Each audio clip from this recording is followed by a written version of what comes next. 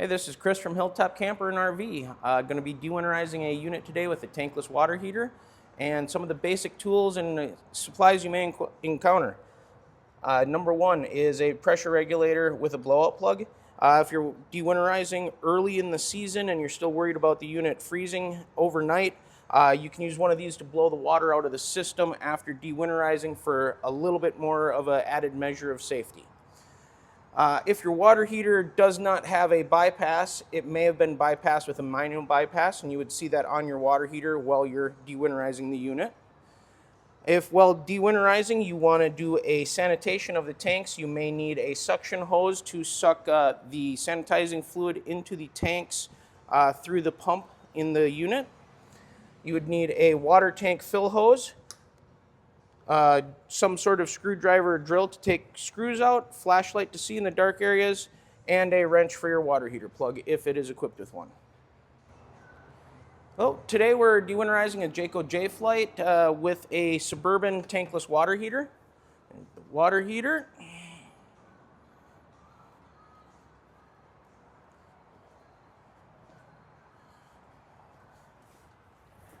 First thing we're going to do is connect our hose to the city water connection.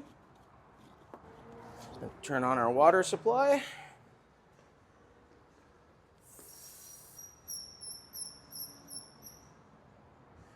And turn on water to the unit.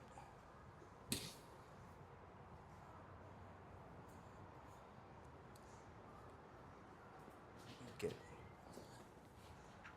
low point drains to get started the antifreeze. And you'll run until the pink antifreeze is out and the water is clear.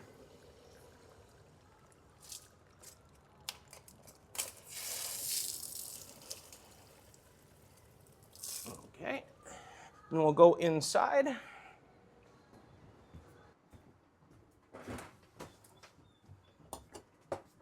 And each faucet, hot side, till the water is clear.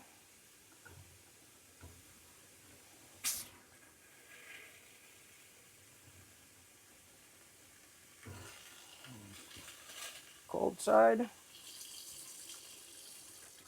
And repeat for all your different fixtures in the unit.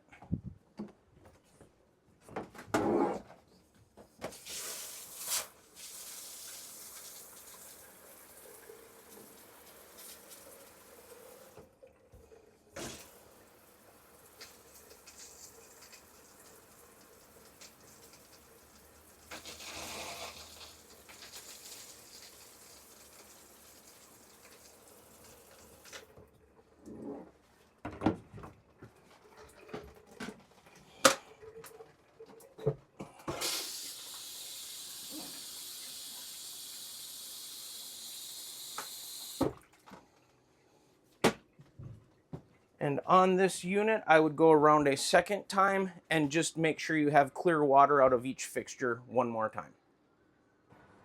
And with the RV antifreeze that is in these units, it is a non-toxic antifreeze.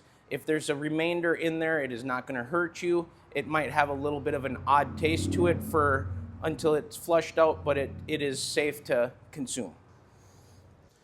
After de-winterizing the city side of the camper, you can turn your water off, and we will unhook from the city water connection. And you're going to want to de-winterize the tank side of your camper by using a water fill tube. I highly discourage people from taking the cap off of a gravity fill tank. And these threads fit really nicely into here and will hold it. It will also seal air into the tank, and it can rupture the tank and damage the trailer. So you always want to make sure you're using a fill hose so that you don't pressurize the water tank.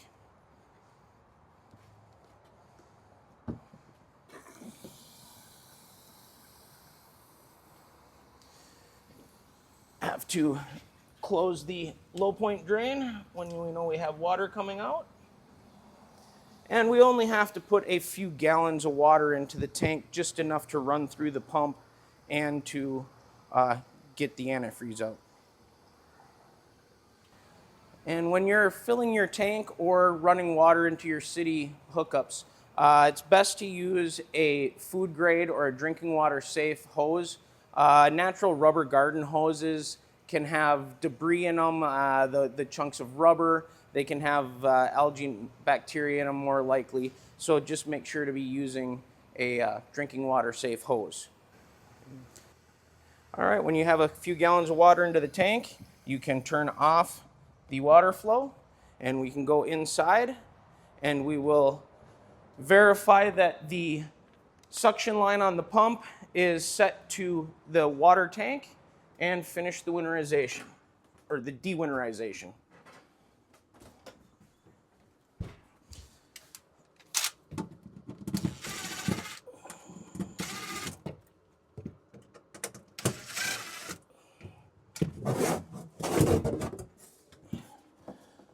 On the pump, there will be a suction line for the antifreeze, and there will be the suction line from the tank. As long as your valve is in line with the tank rather than the suction line, it is ready to de-winterize. We will turn the water pump on. And I generally start with the closest cold water faucet to the pump and turn it on. And you will get one shot of antifreeze out of it.